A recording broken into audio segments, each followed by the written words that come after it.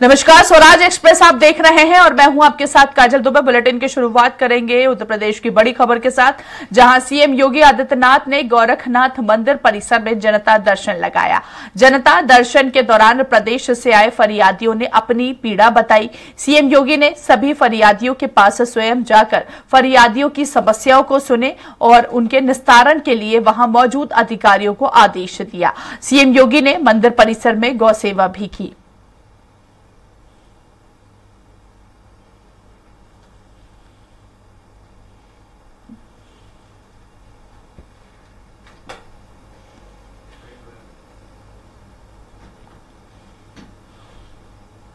और अब बात करेंगे लखनऊ की, जहां मुख्यमंत्री योगी आदित्यनाथ का आज हरियाणा में दौरा है। आज हरियाणा में फिर करेंगे प्रचार। सीएम योगी आदित्यनाथ लगातार कर रहे हैं प्रचार।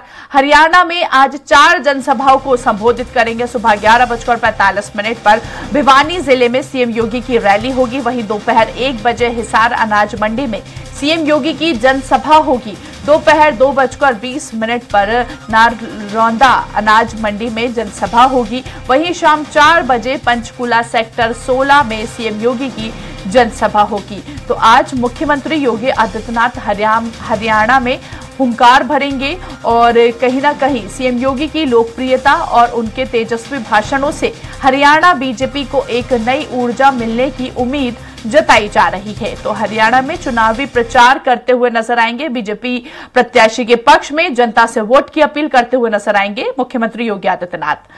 ज्यादा बातचीत करेंगे, घनश्याम का रुख करेंगे। फोन लाइन पर हमारे साथ जुड़ गए हैं सहयोगी घनश्याम। सीएम योगी आज हरियाणा में हुंकार भरेंगे। सीएम योगी की लोकप्रियता और उनके तेजस्वी भाषणों से हरियाणा बीजेपी को क्या लगता है एक नई ऊर्जा मिलने की उम्मीद जताई जा रही है?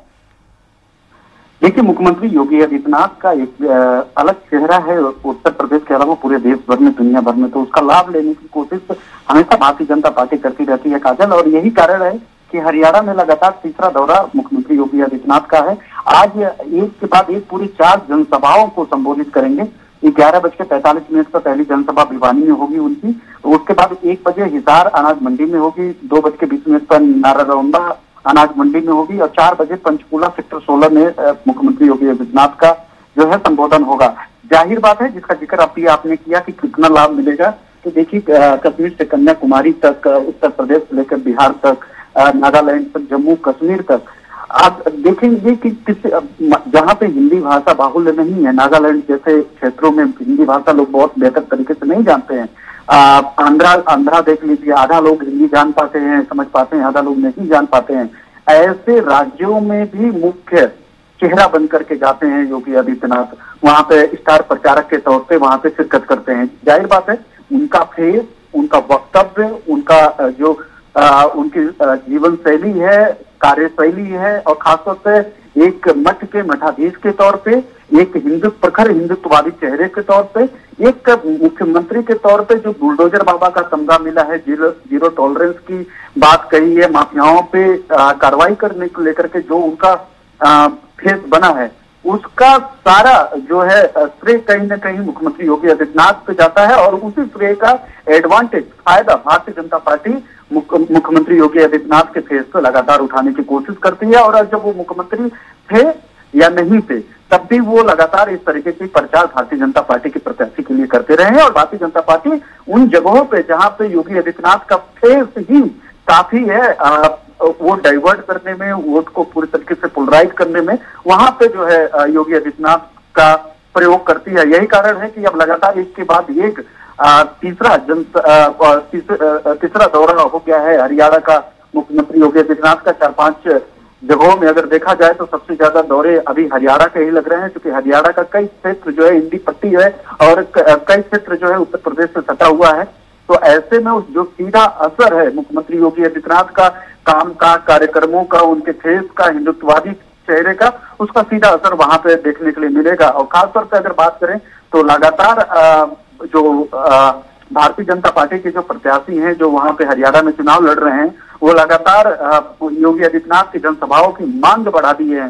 उनका साफ तौर पे कहना है कि जो योगी, मोदी और अमित शाह जिस तरीके से अगर चुनाव प्रचार में कुछ प्रभावी ढंग से अगर असर कर दिए तो परिणाम के मायने को बदल जाएंगे। जाहिर बात है कि मोदी के बाद अमित शाह और योगी आदित्यनाथ ये सबसे प्रखर चेहरों में से एक माने जाते हैं पूरे भारत में। हालांकि अमित शाह राष्ट्रीय राजनीति करते हैं, नरेंद्र मोदी पूरे देश भर की राजनीति करते हैं, लेकिन योगी आदित्यनाथ तो प्रदेश की भले राजनीति करते हैं, लेकिन उनका चेहरा राष्ट्रीय राजनीति में बहुत शिखर पे रहता है और उसी का फायदा जो है अब भारतीय जनता पार्टी उठाने के लिए लगातार उनके कार्यक्रम लगा रही है। हालांकि हेक्टिक शेड्यूल होने के चलते, क्योंकि मुख्यमंत्री है यहाँ पे, तो कार्यक्रम को थोड़ा शॉर्ट कर दिया जा रहा है, लेकिन एक लंबी फेहरिस्त, एक लंबा लिस्ट बना हुआ है उनके कार्यक्रमों का। जो ही उनको समय मिलता रहेगा वो इस तरीके से दौरे करते रहेंगे और भारतीय जनता पार्टी प्रत्याशी के लिए वोट मांगते रहेंगे। काजल, बिल्कुल घनश्याम, जिस तरह का फॉर्मूला उत्तर प्रदेश में अप्लाई किया गया है बीजेपी की ओर से, क्या लगता है हरियाणा में भी वही फॉर्मूला अप्लाई करेगी बीजेपी? देखिए, तमाम ऐसे मुद्दे होते हैं जो मुद्दे उत्तर प्रदेश में होते हैं उसको हरियाणा में एग्जीक्यूट करने की कोशिश होती है। उन मुद्दों को लेकर के वहां पे राजनीति की जाती है। तो उत्तर प्रदेश का फेस है मुख्यमंत्री योगी आदित्यनाथ। उत्तर प्रदेश में जो भी अगर डिसीजन होता है मुख्यमंत्री योगी आदित्यनाथ या फिर योगी सरकार के द्वारा उस जो उनका डिसीजन होता है, जो निर्णय होता है, वो निर्णय राष्ट्रीय राजनीति पे, राष्ट्रीय फलक पे कहीं ना कहीं चर्चा का विषय बनती है। वही मैं लगातार आपसे यही बात रिपीट कर रहा हूं कि उसी का फायदा उठाने के लिए, उसी मुद्दों को भुनाने के लिए हरियाणा, राजस्थान, जो भी जितनी भी राज्य हैं भारत के, उन राज्यों में अगर चुनाव होता है तो उसका असर देखने के लिए मिलता है। राजस्थान में देखा हम लोगों ने कि किस तरीके से जब मुख्यमंत्री योगी आदित्यनाथ गए तो वहां पे किस तरीके से वोटरों में पोलराइज हुआ पिछले चुनाव में। उसी तरीके से अब वो लगातार कठुआ, जहां पे आसफा हत्याकांड हुआ था, वहां पे गए, वहां पे भी कई तरीके के मुद्दे थे। उन मुद्दों को एक तरफा ला करके वहां पे जो जम्मू कश्मीर जैसे जगहों पे एक तरफा मुद्दा ला दिए। जम्मू कश्मीर का दौरा कर रहे हैं, सोचिए कि वहां पे किस तरीके के मुद्दे, वहां की राष्ट्रीय नहीं अंतर्राष्ट्रीय फलक की राजनीति होती है। वहां पे योगी आदित्यनाथ का फेस वहां पे भारतीय जनता पार्टी और वहां की जनता को और वहां के प्रत्याशी को मुफीद लग रहा है। तो जाहिर बात है कि यहाँ के जो उत्तर प्रदेश के मुद्दे रहे हैं, जिन मुद्दों पे उत्तर प्रदेश में राजनीति होती है, वो मुद्दे राष्ट्रीय फलक पे भी चर्चा का विषय बनते हैं और उन पे राजनीति की जाती है। और वो जो एक लकीर खींचने की मुख्यमंत्री योगी आदित्यनाथ कोशिश करते हैं, उन लकीरों का भी प्रयोग अलग अलग राज्यों में अलग अलग तरीकों से होता है। तो ऐसे में जो मीडिया हाइप है, सोशल मीडिया हाइप है, या फिर जो योगी आदित्यनाथ के जो फॉलोवर्स हैं, जो उनके चाहने वाले हैं, जो पार्टी कार्यकर्ता हैं, वो उसका एडवांटेज अन्य राज्यों की जनता के बीच में लेकर के जाना चाहते हैं और उसका फायदा उठाना चाहते हैं। और इससे कतई इनकार नहीं किया जा सकता काजल जी की उत्तर प्रदेश के मुद्दे मुख्यमंत्री योगी आदित्यनाथ का जो अन्य राज्यों में प्रभावी ढंग से वहां पे राजनीति का चर्चा विषय बनता है, वो प्रभाव नहीं डालेगा। ये ऐसा कतई नहीं कहा जा सकता है, क्योंकि अभी तक के चुनाव में देखा जाए तो बहुत ज्यादा नहीं, लेकिन इतना तो इस स्तर का तो प्रभावी ढंग से ये मुद्दे प्रभावी होते ही हैं, जिन मुद्दों पे राजनीति की जा सके और जिन मुद्दों पे अपने वोट को पोलराइज करके अपने फेवर में लाया जा सके, वोट को अपने पक्ष में ध्यान आकर्षण किया जा सके वोटरों को। चलिए ठीक है, बहुत बहुत शुक्रिया घनश्याम हम तक जानकारी पहुंचाने के लिए। तो देखिए, आज बैक टू बैक जनसभा को संबोधित करते हुए नजर आएंगे मुख्यमंत्री योगी आदित्यनाथ हरियाणा में।